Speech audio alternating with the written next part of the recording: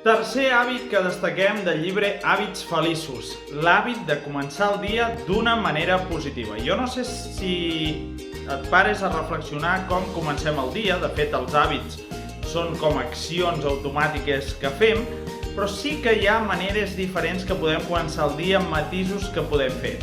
De fet, hi ha un llibre que tracta d'això, un llibre de Hal Elrod, que parla de les mañanes milagroses, que diu una sèrie de pautes que duren més o menys una horeta i que parlen de fer una mica d'exercici, escriure una mica, llegir una mica, i són, evidentment, eines que ens poden anar molt bé. Però què tal si no disposem de tant temps? Què podem fer?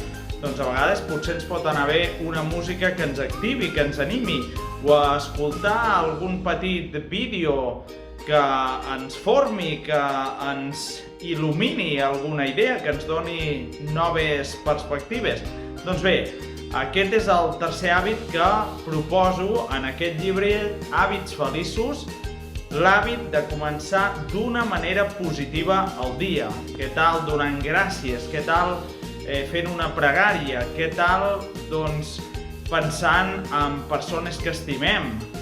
Tot són cosetes que podem fer, petites potser, però que ens poden fer començar el dia diferent, d'una manera més positiva, amb més pau i amb més força. Gràcies per la vostra atenció, ja ho sabeu, aquest llibre Hàbits feliços que anem repassant aquí i el pots trobar a Amazon amb tots els consells que s'hi donen.